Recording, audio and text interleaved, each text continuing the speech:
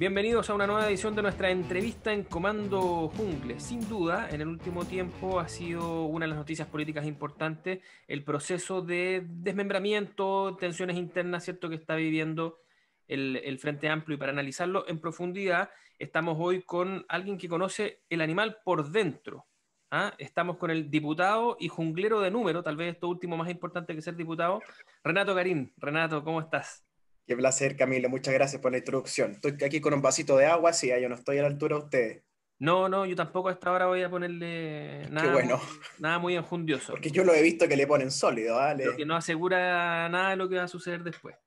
Oiga, diputado, tú formaste parte de un proyecto que podríamos decir, al menos desde el punto de vista político electoral, fue un proyecto muy exitoso, como fue el Frente Amplio, que de alguna manera logró sintetizar dos cosas súper relevantes. Lo primero, capturar una parte de lo que fue el elemento políticamente más relevante del último tiempo, como son las protestas y en particular, ¿cierto?, el movimiento estudiantil. Eso por una parte, o sea, esta idea del descontento creciente que no ha cesado, ¿cierto?, que ha ido mutando en distintos movimientos que se han ido agregando, pero esa idea, el Frente Amplio tuvo algo de eso. Y también fue exitoso desde la perspectiva de plantearse como una alternativa política a una centroizquierda tradicional, por una parte, ¿cierto? Y agregarle a eso además ciertos elementos de novedad. Eso los dejó muy bien instalados después de la última elección, pero de ahí en adelante, ¿cierto? Más bien lo que hemos visto es la dificultad de este grupo heterogéneo y variopinto, ¿cierto?, de mantenerse cohesionado y unido. Hagamos un poquitito primero, antes de entrar en este último periodo, ¿cierto?, algo de genealogía de lo que fue este proyecto, de cómo se formó, de cuáles fueron sus fortalezas y cuáles fueron también estos hitos en los cuales se ha ido tensionando internamente. A ver, yo creo que hay que remontarse hacia finales del 2015, cuando comienzan las esporádicas reuniones entre las directivas de RD, Partido Ecologista, Partido Humanista, lo que era Movimiento Autonomista en ese momento, lo que era el Partido Poder en ese momento, en búsqueda de generar un tercer polo contra el duopolio, aprovechando el cambio del sistema electoral, ¿no? El cambio del sistema electoral es clave. Toda la historia de Chile, sobre todo el siglo XIX y mediados del XX, son cambios significativos cuando se toca la manera en la cual se vota o en la cual se eligen representantes. Eso es una constante en la historia de Chile. Cada vez que cambian las leyes electorales, cambian las coaliciones, cambian las conformaciones del Congreso. Eso es permanente. Totalmente. Y habría que sumarle el cambio de régimen electoral junto con el cambio en el régimen de financiamiento electoral, que yo creo que sumados además generan dos ventanas de oportunidad. Exactamente, más la vorágine comunicacional que se genera en parte por talento de ellos, en parte por reacción de los medios, en parte por inercia, en torno a Gabriel y Giorgio en Valparaíso, ¿no? Que prácticamente tienen una sección constante en los diarios principales, en las radios principales, donde se comentan lo que ellos hacen, siendo diputados independientes dentro de 120, digamos, ¿no? Y que dos diputados condicionen así el debate, algo raro, algo pasa en los medios ahí, ¿no? Hay una especie de encandilamiento mediático con estos líderes. Paralelo a lo que va ocurriendo con Camila Vallejo, ¿no? Camila Vallejo viene en un paralelo con ellos, que nos va a interesar obviamente después porque se cruza, ¿cierto?, la trayectoria del PC, pero no es el mismo encandilamiento. Sobre Camila Vallejo pesa permanentemente el halo de la derrota del 2012 contra Boric en la fecha, y también el hecho de ser comunista, ¿no? Y de que ella lentamente, me parece, va desgastando su capital político, y ellos, en apariencia, Gabriel y Giorgio, lo estaban acumulando y lo estaban administrando bien. Estamos hablando del 2015 Hay que hacia el recordar, 2016. hay que recordar que el PC, a diferencia de lo que fue RD, tuvo una aproximación carnal con la concertación que lo llevó a ser parte de la coalición de gobierno, digamos. Eso probablemente le pasó una cuenta importante al PC en su minuto. De acuerdo, pero también no nos olvidemos que Revolución Democrática también tiene este acceso carnal, digamos, por vía uterina, con el gobierno de Pero Bachelet oblicua.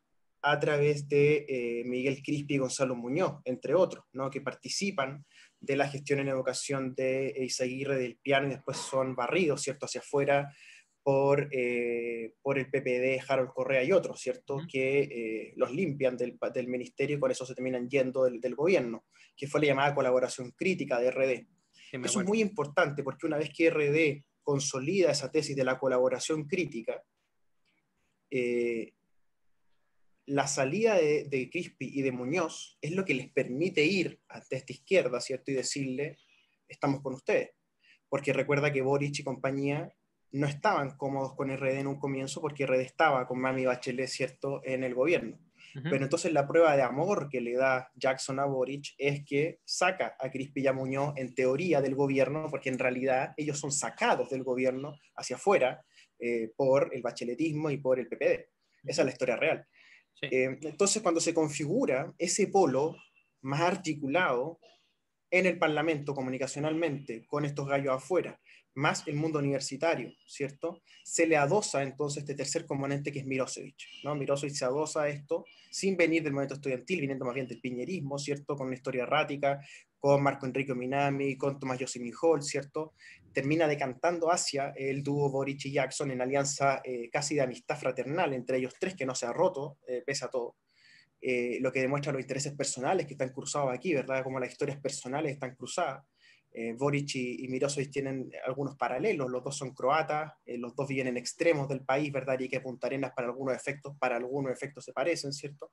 Y ellos confluyen entonces en una alianza con Jackson hacia el 2016. Y esa es la alianza del 2016 que tiene como objetivo tres cosas, ¿no? Primero, recordemos, la historia pasa muy rápido, entonces hay que recordar que se busca la reelección de José Errázuriz en Providencia, cuestión que para RD era muy importante y RD se gasta muchos cartuchos en la reelección de Pepe Errázuriz, asumiéndola como propia, cuestión que el 2012 no había sido tanto. Recordemos que, y a ti te consta, que Pepe Errázuriz fue más bien una candidata liberal centrista, ¿cierto? En un comienzo con Cristóbal Velolio y otro apoyándola, ¿verdad?, a través de una primaria con el PS también, y no una candidata, digamos, del socialismo democrático, como RD suele decir, ¿no? No, y Entonces, además que en ese momento era una especie como de cruzada contra la B, entonces la verdad es que era mucho más claro, fácil, el 2012 fue probablemente eso. algo de eso también le pasa al Frente Amplio, ¿cierto? Era mucho más fácil estar todos contra algo que luego todos a favor de, no es lo mismo. ¿Mm? Correcto. Bueno, en 2016 entonces se da la derrota de José Errázuriz. Cuestión que es muy importante para Revolución Democrática en su historia porque lo deja sin pivote municipal. Un partido sin pivote municipal tiene algunos problemas bastante evidentes, no lamento romper las burbujas y la idealización, pero son trabajos, peguitas, ¿cierto? Servicios, ¿verdad? Contactos, territorios, agendas, WhatsApp, o sea, un municipio es muy importante. Y se da lo segundo, que es que gana Jorge Charpe en Valparaíso, ¿no? Y Jorge Charpe entonces se suma un poco a este fenómeno de Boric y Jackson como un tercer actor local en Valparaíso.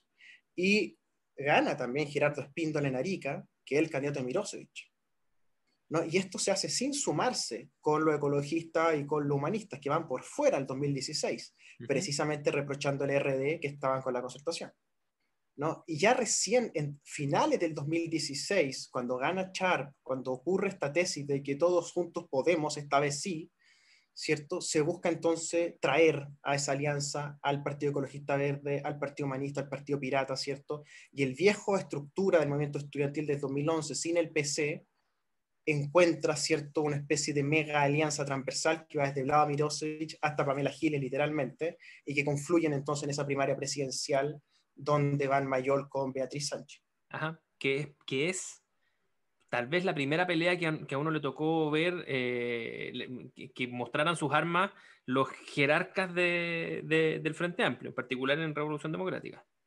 Me refiero a la pelea con Claro, Mayol. ¿Mm?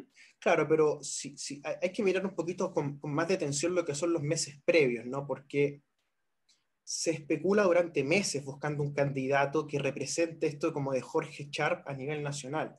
Si tú buscas en la prensa se dice básicamente eso, o sea, pudimos hacerlo en Valparaíso, podemos hacerlo a nivel nacional, ¿no? Y eso pasa por alto una serie de cuestiones, el terreno local de Valparaíso, que estaba DJ Méndez en el voto, que la derecha estaba muy desarmada, ¿cierto? Etcétera.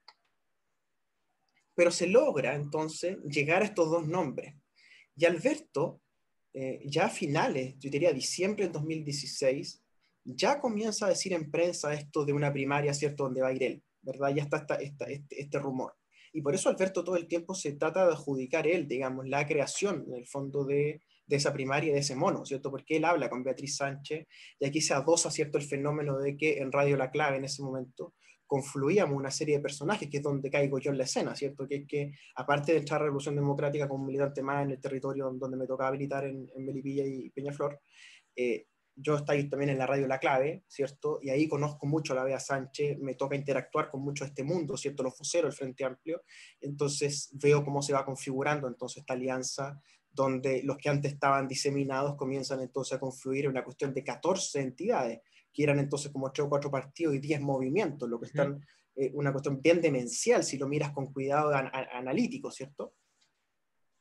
Después de ese periodo, bueno, Limala, Aspereza se corrió al diferente en ese minuto, ¿cierto? Y se consolida lo que finalmente va a ser la candidatura de Beatriz Sánchez, ¿cierto? Y el esfuerzo electoral hacia allá. ¿Qué es lo qué es lo que queda como núcleo duro de ese proceso y qué es lo que se comienza a desgranar? Porque yo recuerdo que en ese periodo tal vez las rupturas ya no son tanto hacia afuera, pero sí son dentro. O sea, tú hablas, por ejemplo, del movimiento autonomista, que también se quiebra internamente, que se quiebra al menos en dos movimientos, que después genera otros dos nuevos, ¿cierto? Pero todavía no parece que todo esto se va a ir fuera del proyecto Frente Amplio. ¿Mm? Sí, la primaria entre Beatriz Sánchez y Mayol muestra un ordenamiento de fuerza entre una tesis más bien socialdemócrata que vendría a representar Beatriz, apoyada por Vlado, Gabriel y Giorgio, y una tesis más bien radical que habría sido Alberto. ¿Ya? Todo ese mayolismo en el fondo queda muy incómodo a partir de esa misma noche, ¿verdad? Desde el comando de Beatriz Sánchez en adelante, el asunto queda muy incómodo. Eh, Luego viene entonces esta pelea en el Distrito 10, donde Natalia Castillo es protagonista, ¿verdad? Revelando una especie de audio supuestamente misógino en contra de Alberto. Beatriz Sánchez opina sobre estos audios y ella queda involucrada en el conflicto y eso la hace bajar en la curva que venía, ¿cierto? Porque si no, ella habría ganado contra Alejandro Guillé, creo yo, en noviembre del 2017. Y ahí está la labor, creo yo, muy profesionalmente defectuosa tanto del presidente de RD, que era Rodrigo Echecopar, como del jefe de campaña, que era Sebastián de Pol, Uh-huh. ¿no? Que no logran capitalizar el momento de Beatriz Sánchez porque se enredan en la cuestión parlamentaria para bajar a Mayol, y no solo con Mayol, también operan en otros distritos para beneficiar a RD en el fondo y a la estructura con Boric y con Mirosevic, para que no ganara el mayolismo, ¿verdad? Que era en ese momento interpretado como la gran amenaza, el mayolismo, ¿no? Ahora, Eso en noviembre del 2017. mirándolo con la ventaja del tiempo, si uno mira ahora, después de la guerra son todos generales, ¿cierto? Algo de constancia hay en esa confusión entre lo local y lo interno versus lo político y nacional, que parece todavía no estar suficientemente resuelto. O sea, este dilema entre la identidad y la unidad sigue siendo muy problemático para los grupos que conforman el Frente Amplio. Sí, si tú te fijas ya en esa elección parlamentaria, esto está muy expresado, ¿no? Porque vamos todos juntos en una lista, pero esa lista tenía humanistas, ecologistas, poder, autonomistas, revolución democrática, piratas, ¿cierto? Muchos trasplantados de un partido en otro porque no tenían cupo en la región, porque no estaban constituidos, pero o sea, una fauna, ¿verdad? Muy entrecruzada y muchos distritos abandonados por Santiago, es decir, la cúpula que gestiona la campaña de Beatriz Sánchez, la cual es encapsulada, ¿cierto? Por Sebastián de Polo, Giovanna Roa y otras personas que se instalan como entidades clave en torno a Beatriz Sánchez, son ciegos a ciertos distritos, ¿no? Y parte de la derrota de Beatriz Sánchez tiene que ver con que en la periferia no se capitaliza del todo el fenómeno, se quedan muchos votos cruzados hacia Guillé o se quedan perdidos, ¿verdad? Y ahí entonces hay un problema grande, que es que no todas las fuerzas quedan bien paradas en lo parlamentario y queda RD con 8 diputados propios, incluyéndome a mí, más un senador, el único senador, Uh-huh. y los demás quedan todos con muy poquito, quedan los de Boric con 4, ¿cierto? Y los demás todos quedan con muy poquito, los liberales quedan 2, en ese momento Poder y Comunes no existía, era Poder y Izquierda Autónoma, ¿verdad? Entonces todos los demás quedan con 1, los autonomistas con 3, ¿verdad? Pero con el agregado que eran Pamela Giles y Florcita Mutúa, los otros 2. Entonces, la fauna que se genera en la entidad parlamentaria, ya desde un inicio, si tú la miras en retrospectiva y con la ventaja del tiempo, ya parecía estar, ¿verdad? Eh, Torcida con el destino respecto de la política de nichos, ¿verdad? Ya, y ahí comienza, imaginémonos, vamos a hacer un corte comercial, digamos, vamos a llegar al momento en el que están todos en el Congreso, de que este proyecto finalmente, los que ganaron todas esas pequeñas batallas intestinas, terminan administrando un proyecto exitoso, ¿ya? Un proyecto exitoso que tiene presencia en el Congreso, ¿cierto? Que asusta, pero que ahora tiene que comenzar a gobernar este nuevo espacio institucional.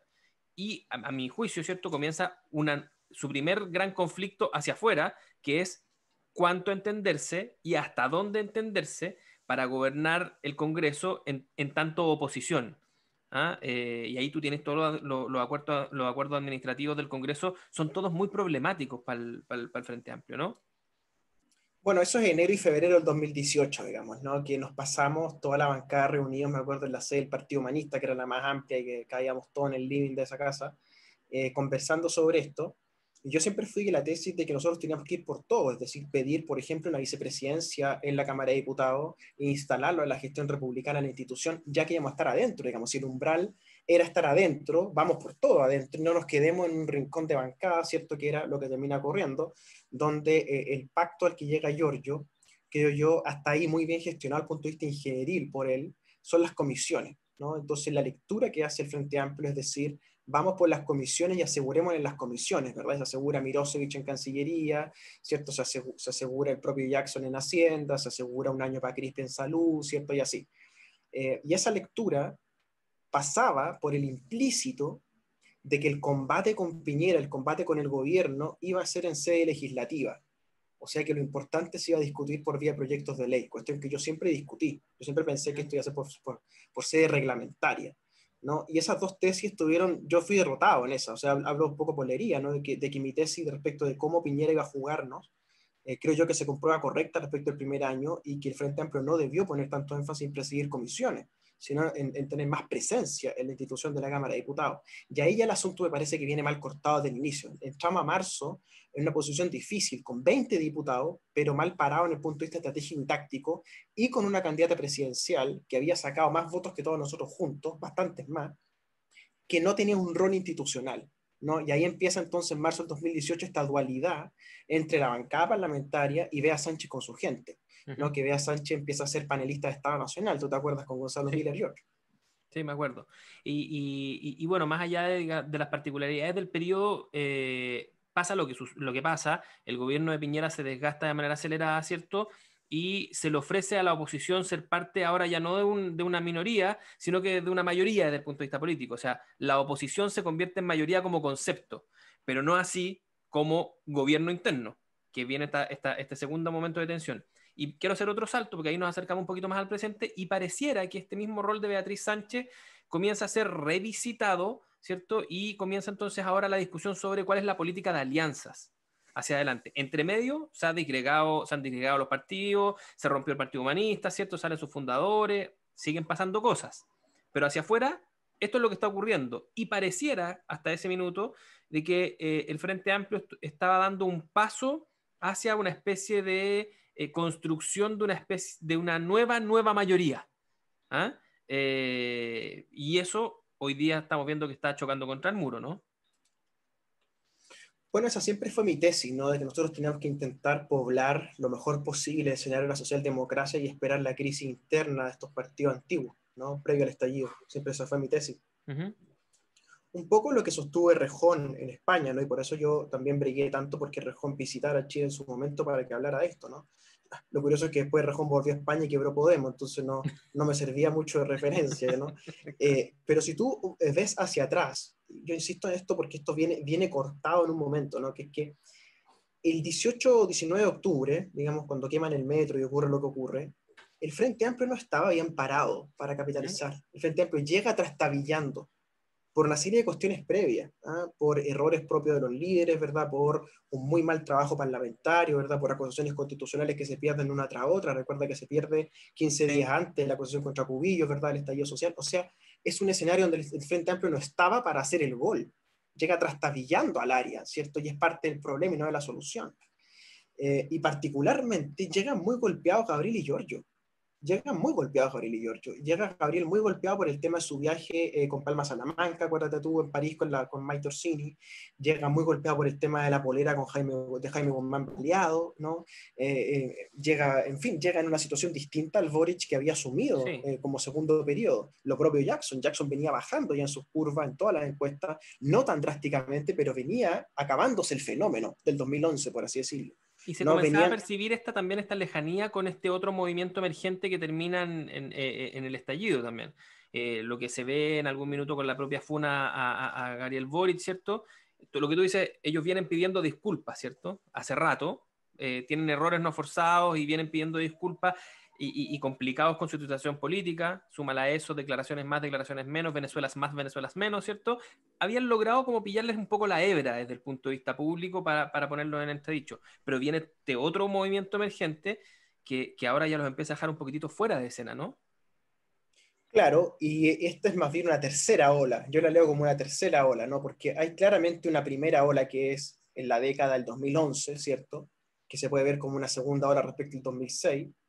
Hay una segunda o tercera ola generacional con el movimiento No Más AFP, que ya le costó mucho a Gabriel, Giorgio y Blado y los partidos y el Frente Amplio cómo entenderse con Lucho Messina y con ese movimiento de abuelitos en el fondo que también desconfían de estos cabros que entre comillas no le han trabajado un peso a nadie, por ende no entienden lo que es una pensión, ¿verdad? Claro.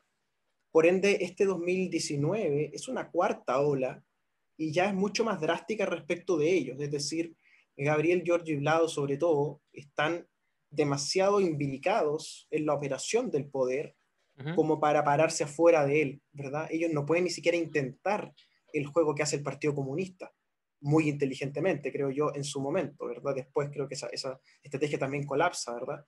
Y entonces ese mes que le sigue al 19 de octubre, al 15 de noviembre, es muy errático para ellos.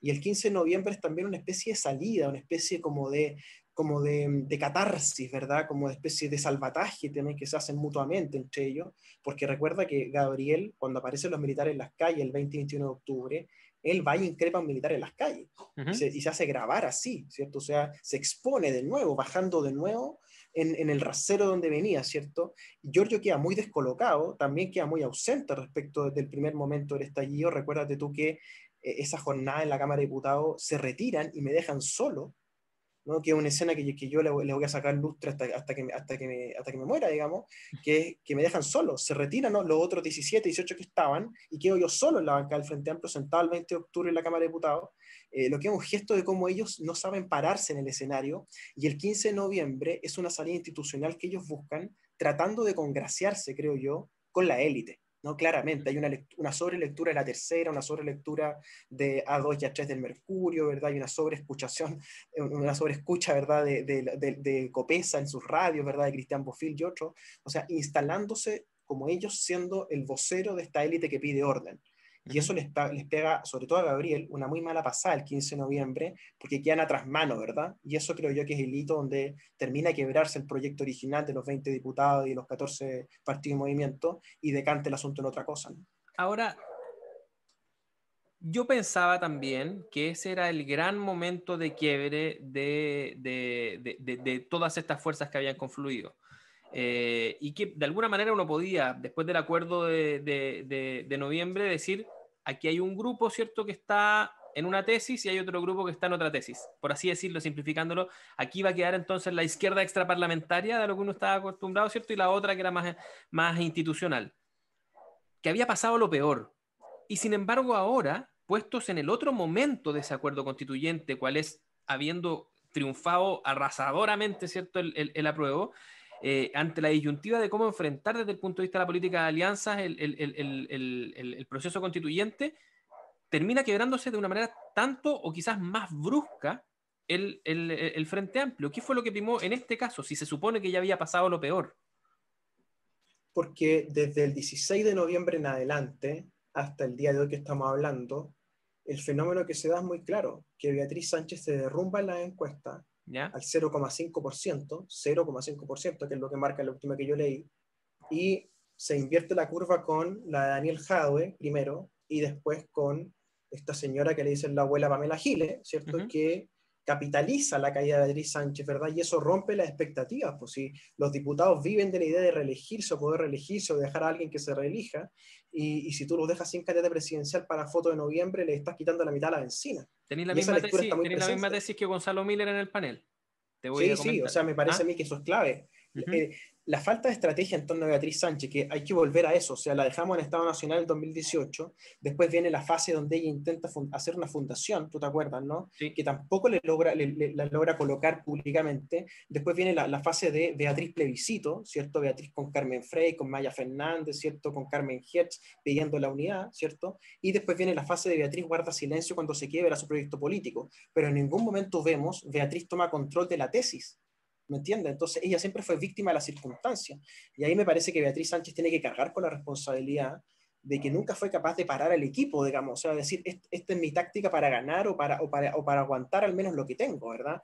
Y me parece que se derrumba de una manera impresionante, nunca antes vista, creo yo, ni siquiera con Marco Enrique, esto se dio tan drásticamente.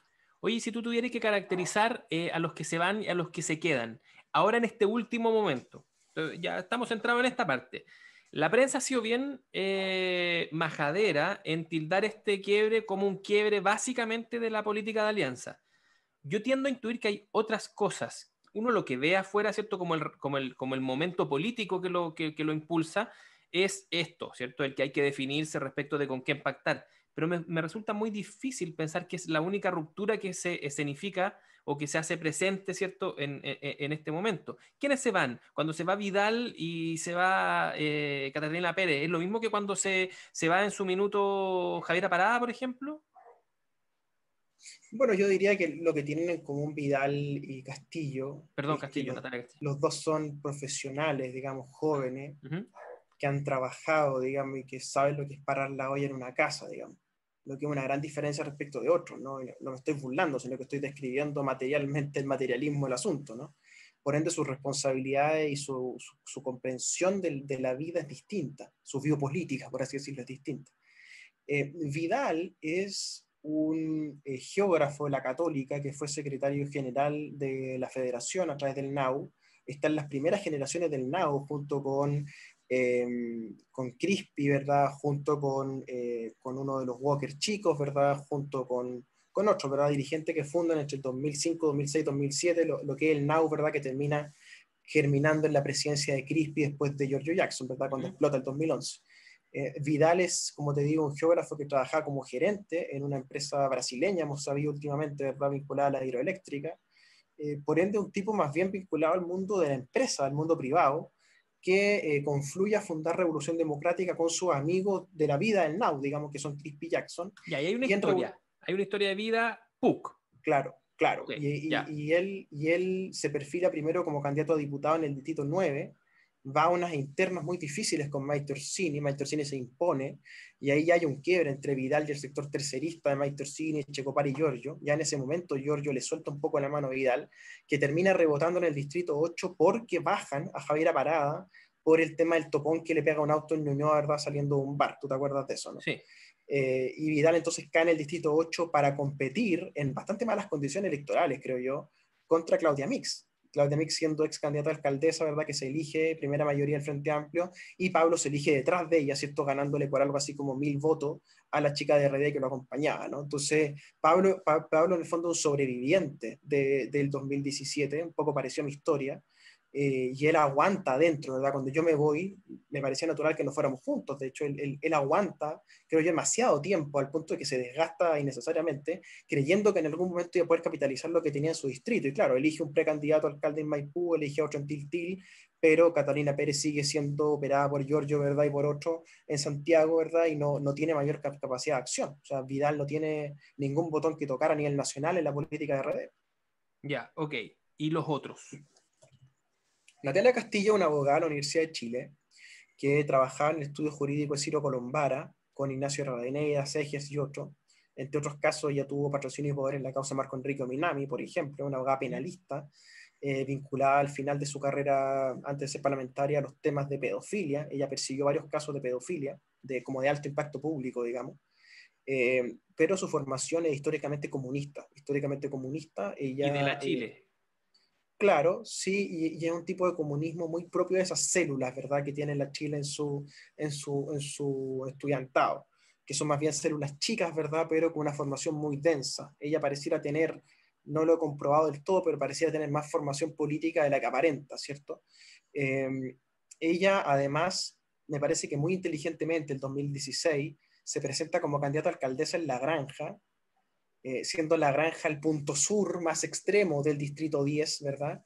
Donde saca solamente 1.700 votos con una campaña muy chiquitita, pero eso le permite entrar en la carrera para ser arrastrada por Giorgio Jackson en el distrito 10. Ella desplaza a Marcela Sandoval en ese momento, ¿verdad? Que termina en el 8 con Vidal, ella de hecho, y aparece solamente la competencia de Gonzalo Vinter. Y por eso ella es muy astuta, cuando Mayol intenta, ¿cierto?, ser arrastrada por Jackson, ella pega el codazo, ¿verdad?, y mete el tema de género y se asegura ser elegida junto a Jackson con muy poquitos votos. Estamos hablando de que es una de las diputadas con menos votos en la historia de Chile. Entonces, tiene una inteligencia táctica muy de los comunistas, una leninista del Natalia Castillismo, digamos, ¿no? Es muy militante de sí mismo ella, y ella se va a defender en su cupo, creo yo, hasta el final, y probablemente su jugada va a ser hacia Jadwe, ¿verdad? Y ser la candidata comunista, ¿verdad?, en el distrito 10, porque además piensa que en el 10 los comunistas históricamente no tienen mucho de construcción, no han elegido nunca un diputado, por así decirlo, nunca una gran votación, el Tito Díaz no tiene ningún alcalde emblemático tampoco, y es muy interesante que el día siguiente de salirse, ella aparece con Irace Hasler,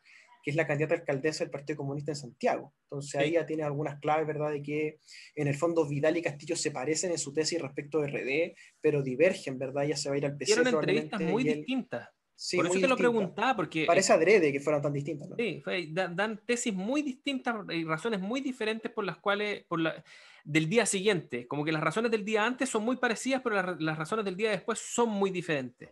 Entonces Sí. ahí a uno le salta esta idea de que parece que esto no es solamente yo me voy con la concertación y tú te vas con el PC, eso es una simplificación. ¿Ah?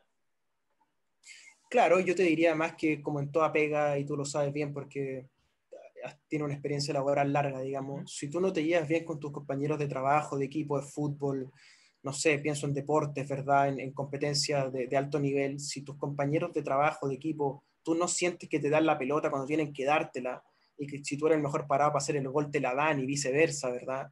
Si eso no está, es muy difícil convivir. Yo creo que está la sensación en RD de que el grupo de Giorgio juegan solamente para ello y para nadie más, digamos, y que solo el único agregado que toleran a eso es Miguel Crispi, porque Miguel Crispi tiene una historia en torno a Giorgio Jackson, ¿verdad? Y una capacidad de injerencia, ¿verdad? De negociación fáctica por ser quien es, ¿verdad? Por ser hijo de quien es, y por el distrito que se le adjudicó a Manuel 12, donde está Pamela Giles, ¿verdad? Pero más allá yo no veo al grupo de Giorgio abriéndose, digamos, a otros intereses, salvo el de Crispi y compañía. De hecho, si tú te fijas, ¿cuál fue la operación que intenta Giorgio al final? Que ahora se entiende mejor, creo yo, ¿no? Censurar a la mesa de Paulsen. Censurar la mesa de Paulsen, ¿verdad? Para que esa negociación cayera en la Comisión de Salud en manos de Miguel Crispi, que esa era la negociación, ¿verdad? Y Ujú. dado que no tuvieron los votos de nosotros, salieron a sacarnos la cresta a nosotros, ¿verdad? El grupo de los locos Adams, que nos denominan con la cual y compañía, porque no quisimos que ellos jugaran en las comisiones, que era su tesis antigua, o sea, de que Crispi tomara salud, ¿verdad? Y compañía. Y eso trae como consecuencia en el dominó que terminan quedándose sin nada. Hoy día políticamente en el Parlamento no tienen nada. Y eso a Vidal y Castillo también les pesa, por decir, ¿cómo juego? Mis compañeros no me dan la pelota, no tenemos la pelota en general, digamos. Por ende, esto es como jugar contra el Barcelona de Guardiola de visita, ¿cachai? Veis cómo tocan los demás durante 90 minutos y la jugada que tuviste la pegaste fuera del arco porque estáis frío y te dicen, oye, weón, malo, ¿cachai? Que es un poco lo Oye, que les pasa permanentemente. hablamos un poco de los que se han ido, pero conversemos un poco de los que se quedan. Le podemos entrar después al Partido Liberal que finalmente sale y al parecer esa es una tesis también marginalmente distinta a las de los demás porque sale como partido, digamos, y probablemente va a tener que generar una nueva política de alianza institucional, no personal, ¿cierto? Más allá de que no sea tampoco un partido con tantas figuras, pero igual. Pero los que quedan dentro, ¿tú crees que ya son un núcleo más homogéneo? ¿O conviven o coexisten todavía estas pequeñas divergencias que hacen que esto sea una convivencia aún problemática si es que uno tuviera que apostar? A ver, uno tiene que rebobinar y ver el tronco del movimiento estudiantil.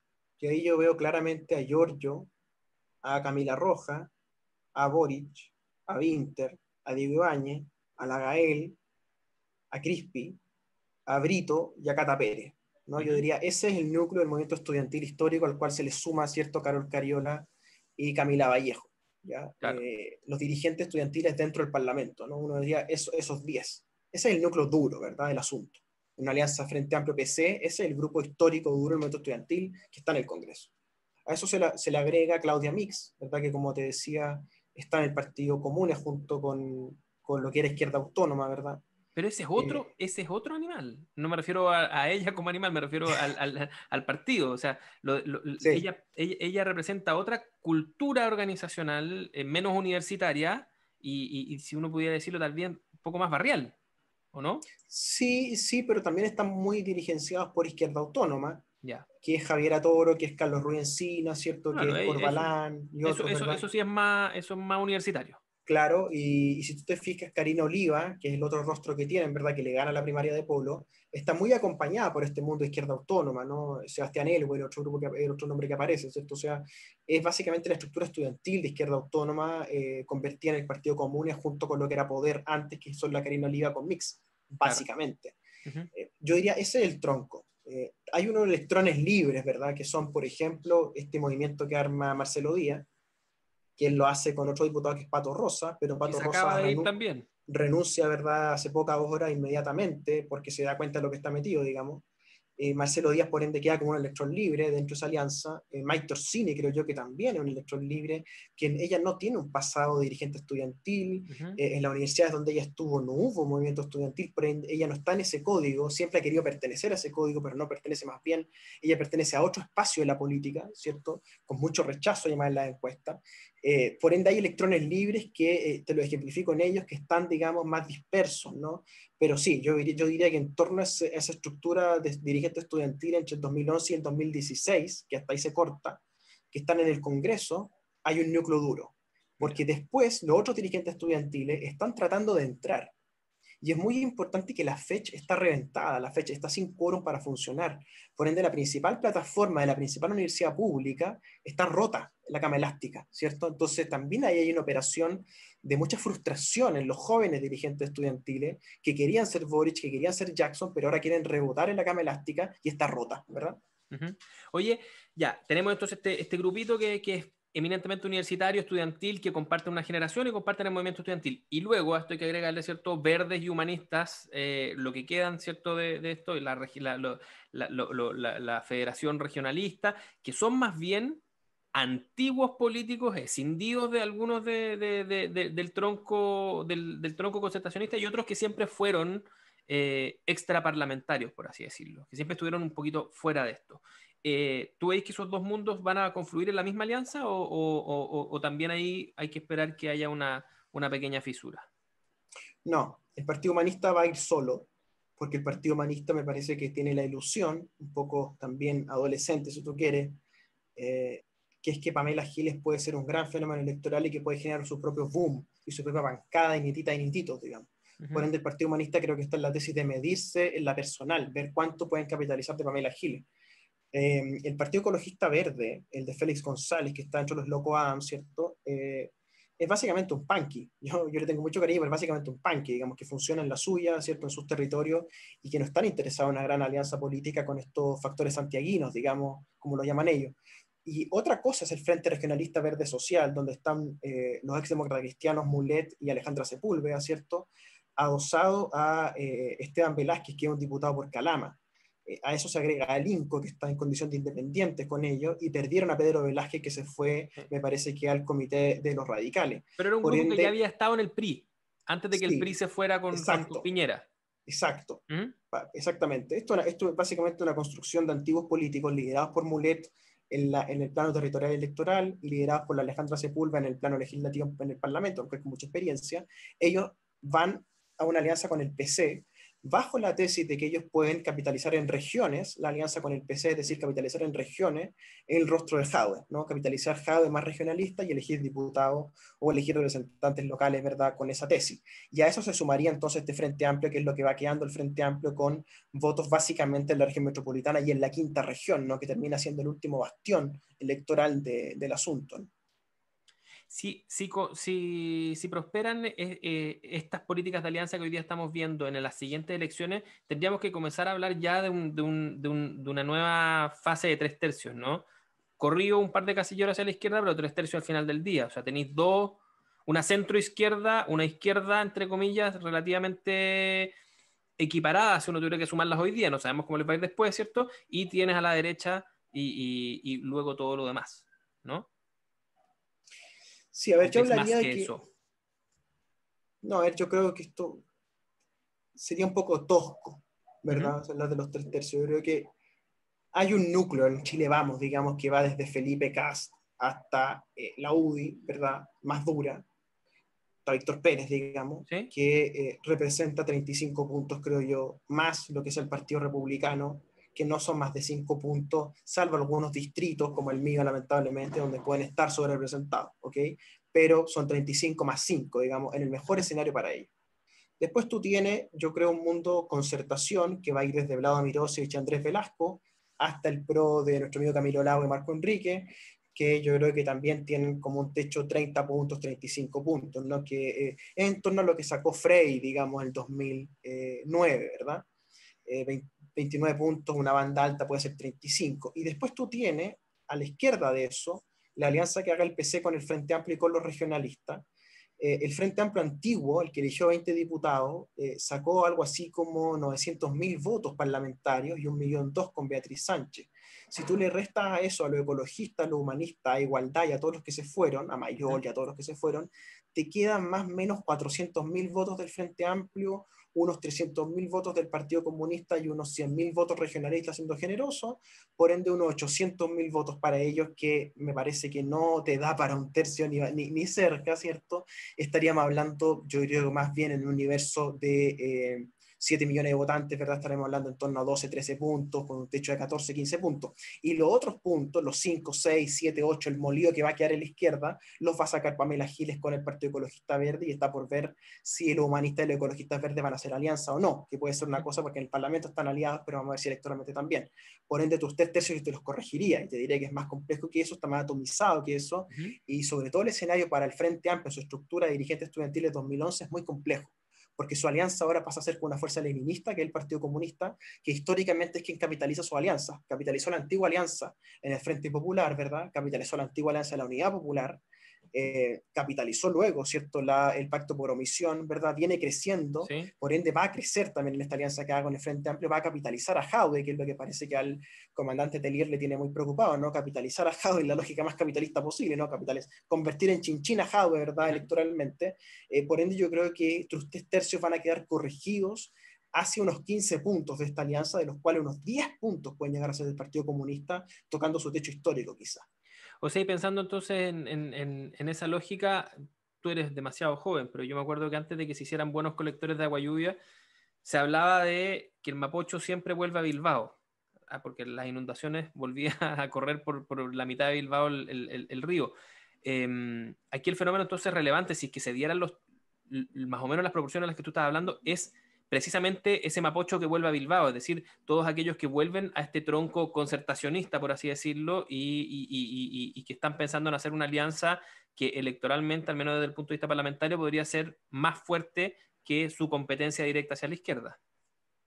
Sí, si te lo llevo a números de la Convención Constitucional, Kenneth Bunker, que es un extraordinario analista electoral, y salvo en mi caso en mi distrito, que anticipó que yo perdía, yo le dije que ganaba y gané, en todo el resto le apunta. Y él dice más o menos que Unidad Constituyente, en la configuración sin Mirosevic y el Partido Liberal, tenía una banda alta entre 70 y 75 constituyentes, dejando a la otra alianza, Chile Digno se llama, o Frente Amplio con el PC, regionalista, como tú quieras llamarlo, en torno a los 15 o 20, ¿no? Y dejando a la derecha más o menos con 60 o 70 en banda alta. Por ende vamos a tener más o menos una concertación y una derecha más o menos equivalentes, y el otro molido va a quedar repartido hacia Frente Amplio, Partido Comunista, Humanista, Ecologista, y lo que pueda sacar la otra punta derecha es José Antonio Cast. Y dado Pues, que hemos visto que las derrotas electorales les pasan la cuenta a estas tesis, probablemente entre la elección de esos constituyentes y luego la siguiente elección haya una nueva tensión respecto de si hacer una alianza más amplia.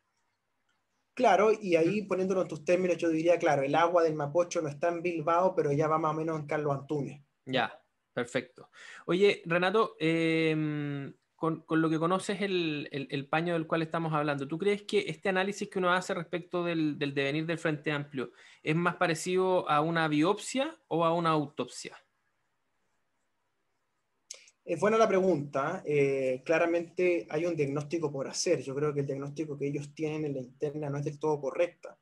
El gran problema que tienen, ellos lo adjudican a un bajo desempeño territorial. Ujú. Pero todos sabemos que la política actual se hace acá, ¿no? Entonces yo me preguntaría, ¿cómo esta cosa de que estos millennials no saben usar el Facebook, el Instagram y el WhatsApp para hacer campaña? Eso es lo primero que yo diría. O sea, si de Polo me pidieron asesoría de por qué perdió, yo le diría, a ver, cómo están tus bases de datos, cómo está tu Facebook, cómo está tu Instagram. Si tienes menos de 40 años y no usas esas herramientas de manera correcta en la política, no entiendes dónde estás. Y creo que hay un problema grave. Un problema grave. O sea, alguien decía por ahí que Boric es como una fuerza aérea, digamos, no tiene territorio, pero bombardea por arriba. Claro, efectivamente. Él tiene una especie de Twitter muy poderoso, ¿verdad? Donde mucha gente lo sigue, lo retuitea, pero cuando tú lo llevas a realmente la política diaria y contingente, él no logra transformar eso en poder político. Esa es la primera lectura que yo haría, Y ¿no? el O hecho sea, de que nuestra conversación haya estado tan sesgada a las estrategias electorales, pactos y otros, ¿es una distorsión nuestra y hay que hacernos una autocrítica? ¿O más bien es difícil entrar en una discusión diferente a esta, la de la táctica, ¿cierto? En el caso del Frente Amplio. Me refiero a si es que es cierta la acusación que algunos hacen internamente de que jamás se han preocupado de una cierta cohesión, siquiera programática, no te voy a decir ideológica, pero siquiera programática, un poco más densa. yo te diría que ambas cosas son ciertas. Ya estamos en un espacio de muchos tácticos. Giorgio es un táctico, Vlado es un táctico, por ejemplo. O sea, Giorgio tiene una especie de obsesión con el ajedrez, por ejemplo, ¿no? Creyendo que la política entonces es un juego, que yo muevo piezas y que voy ganando perdiendo. ¿No? Esa es una metáfora bastante peligrosa. Eh, por un lado te diría, hay un problema táctico y hay un problema estratégico. El problema estratégico tiene que ver con la política de alianzas, con el cómo te para, y ahí media, ¿cierto?, qué es lo que quiere Giorgio para sí mismo, porque también hay una lectura posible de decir quizás lo que este gallo quiere es consolidar una alianza con el PC mirando al 2025, ¿verdad? Sin Jadwe, sin Beatriz Sánchez en el camino, ¿verdad? Con Boric electo senador, quizás una alianza con el PC en Punta Arenas, ¿verdad? Mejorando el escenario para ello. Es una lectura posible. ¿Y por Pero hay qué una se lectura va, y por táctica. qué se va Giorgio? Bueno, es el para allá voy, digamos, que es ¿Ah? que él pareciera buscar una especie de reseteo del personaje, ¿no? Una ¿Ya? especie de bacheletización de lo que hizo Bachelet entre sus dos gobiernos. Yo no sé si él no está para esos bollos. Y ahí es una arista muy interesante esa, ¿no? Que es que el estatus del conocimiento, por así decirlo, la epistemología dentro del Frente Amplio, ¿no? Que es esta idea de que hay que ser magíster y hay que estudiar, ¿verdad? Con una gran gurú, ¿verdad? Ya Inglaterra, Londres, que me va a enseñar, ¿verdad? ¿Qué es lo que tengo que hacer, ¿verdad? Y yo pasé por esa ilusión, bastante menos idealizada, porque las escuelas de derecho son bastante más materialistas, ¿verdad? Yo estudié en escuelas de derecho afuera, pero esa es una ilusión bastante banal, adolescente y torpe, digamos, de que voy a ir afuera y voy a aprender algo, ¿cierto? Algo que me va a servir en Chile, en medio del estallido social con la nueva constitución. Y ahí es donde yo defiendo, Camilo, que es un gran tema el que me aparece a mí en mi psiquia, que es que yo siempre dije que el saber más importante para el Frente Amplio tiene que ser la historia de Chile. O sea, la historia de Chile es el verdadero saber que hay que aprenderse. No estos 30 años, sino toda la historia de Chile, ver cómo funciona la izquierda, dónde están las alianzas posibles, cuándo avanza el país, cuándo se quiebra el país, ¿verdad? Y por eso yo tenía buen diálogo al comienzo, sobre todo con los liberales de Milosevic, que hablaban de Balmaceda, ¿verdad? Pero aquí esto es muy interesante, que es parte como de la biopsia o de la autopsia que hay que hacer, ¿no? Que es que Milosevic es una especie de necropolítico, porque está obsesionado con, por ejemplo, la Revolución Francesa, ya que cuando tú lees la Revolución Francesa, las primeras 10 páginas son bonitas, cuando el pueblo llega a la Bastilla y dicen igualdad, fraternidad y libertad. Entonces yo no sé si él es ignorante respecto a las otras 1500 páginas de la Revolución Francesa o no entiende que hubo un genocidio, ya que hubo un genocidio entre 1789 y 1794 y que después llegó Napoleón Bonaparte, hizo un genocidio en toda Europa y tomó incluso preso a nuestro rey. Eso estamos metidos en esta republiqueta. Entonces ese tipo de cosas yo no las comprendo. Después le viene con Balmaceda, otra necropolítica más, un tipo que termina suicidado, ¿verdad?, en la embajada argentina el 19 de septiembre, más encima, ¿no? Necropolítica todo el tiempo, todo el rato, todo el rato. Y fíjate tú, ¿cuál es el último eslabón de eso? Agustín Esquella. Agustín Esquella, que me cae súper bien, es un gran político, un tipo entrañable, un escritor discutible, pero bastante interesante, que en el fondo es un laguista de los años 2000. Y esa es la gran carta que el Partido Liberal le va a presentar a la concertación, ¿verdad? Como otra carta de entrada. Mire, si vinimos con Agustín Esquella, que es el laguismo. Uh -huh. O sea, una especie de necropolítica en torno a Milosevic que él no comprende. ¿Por qué? Porque no comprende la historia de Chile. ¿Te das cuenta? O sea, hay una profundidad estratégica de muy largo plazo. Y ya con Jackson y con Boric esto ni siquiera es planteable, digamos. O sea, ellos leen la historia como, no sé, como va a un museo, ¿cachai? Oye, puta, se nos va lamentablemente muy rápido el tiempo, pero no quiero dejar dando vuelta a esta última idea en esta lógica de la necropolítica y volver a la pregunta anterior. ¿Tú crees que la crisis del Frente Amplio es más bien terminal y que va a tener que surgir o que solamente van a prevalecer las fuerzas más robustas dentro de él, o al revés, las que son más flexibles, o se va a mantener, digamos, este núcleo ya suficientemente homogéneo y cohesionado como para mantenerse? Bueno, yo creo Menos en el corto que plazo, no, a no nivel, te, te a lo nivel digo a 20 años. estratégico, ¿Mm? a nivel estratégico, tiene mucho que ver con cómo quede la alianza con el PC, porque eso te va a permitir ver quiénes se van a reelegir en el Parlamento y por ende quiénes van a poder conducir en el futuro el espacio, ¿no? Y ahí, por ejemplo, el PC les va a tener que ceder la quinta región probablemente, donde Camila Roja y Jorge Brito van a ir por la reelección de diputados, tienen candidata a alcaldesa en Viña, tienen candidato que es Charp, ¿verdad?, en Valparaíso. Charp ya recibe el apoyo de los comunistas, por ende ahí puede haber un núcleo en la quinta región pensando de años plazo, digamos, ¿no? En el entendido que gane Charp y que ganen los demás. Después tú tienes, importante creo yo, ver de qué se va a tratar la campaña de Jadwe, ¿no? Que es algo que yo todavía no termino de dilucidar, o sea, de desde dónde hasta dónde, quién es el rival, ¿verdad? Porque de repente aparece el señor Telier, digamos, a felicitar a Venezuela, a sacar unas retóricas de la Guerra Fría y poco menos que hay que rodear, ¿verdad?, de manifestaciones, la constituyente, ¿cierto?, para que escriba lo que el pueblo quiere, ¿cierto? Yo creo que son retóricas que a Jadwe le van a costar mucho en la campaña y que va a ser muy difícil de llevar a cabo eso. O sea, las expectativas que eso genera son inmanejables, digamos, para el proceso, ¿no? Entonces me parece que Jadwe va a ser un punto muy importante en todo esto, de para dónde y hasta dónde él va a mirar, cuáles son sus propias convicciones y qué va a dejar que el Partido Comunista haga, digamos, porque el Partido Comunista en algún momento va a querer dirigir esa campaña, ¿cierto? Y cómo el Frente Amplio va a dialogar con eso. Como por ejemplo... Jadwe va a tener el dilema que en algún minuto tuvo Piñera, que es que entendió que no podía ser candidato presidencial en serio si es que no se tomaba en serio tomarse rehenes. Exactamente. Y ¿Mm? ahí entonces va a venir la disputa, ¿no? Si acaso el movimiento del 2011 con Camila y con Carol como aliadas dentro del PC, logran tomarse el PC definitivamente, cuestión que vienen intentando desde la fecha del 2012, básicamente, y no han podido, porque rebotan en Telier, rebotan en Carmona, rebotan en la Carmen Hertz, rebotan en Hugo Gutiérrez, ¿cierto? Pero si pudieran hacerlo, ¿qué pasaría? O sea, ¿qué pasaría si el PC realmente se sumara a la onda millennial, ¿verdad? Y empezara a poner, ¿verdad?, propaganda en Instagram y en TikTok y en Facebook, que es un poco la respuesta táctica. Si tú me preguntas, ¿quién va a sobrevivir en la política chilena? Los que mejores campañas hagan en el mundo digital. Esta campaña que viene para abril ahora va a ser en cuarentena, enero y febrero encerrado. Entonces, el que mejor use la campaña de estos aparatos, ¿verdad?, y las tecnologías con las que estamos usando, van a ganar, claramente. Y yo veo muy difícil, después de la experiencia de Polo, por ejemplo, después de las campañas que han hecho, que sea RD o que sea el Frente Amplio, que eso lo capitalice. Junglero y diputado Renato Garín, un placer como siempre conversar contigo, te agradezco mucho la disección del Frente Amplio y yo creo que ya a esta altura, dado que ya has anunciado que tu camino es más bien constituyente, la siguiente conversación debiese ser de te voy a comentar una infidencia, estamos viendo un pequeño espacio, ¿cierto?, sobre ideas constituyentes en Comando Jungle, ahí debiese ser el próximo encuentro, ¿no? Perfecto. Usted ¿Ah? me hace llegar la oferta, los detalles y converso con mi representante y jugamos. Claro, es tan difícil. Con mi Guillermo Copa ahora me está tomando porque ahora quedó libre. Perfecto. Renato Garín, muchas gracias. Y a, nosotros, y a ustedes, queridísimos jungleros, gracias por, como siempre, por el apañe, por el aguante. Sigan comentando, suscribiéndose. Mal que mal, esta conversación nace, entre otros, de algunos comentarios de ustedes mismos en los pasados capítulos. Así que muchas gracias y nos vemos. Chao, Renato. Chao Camila, muchas gracias. Chao Jungler.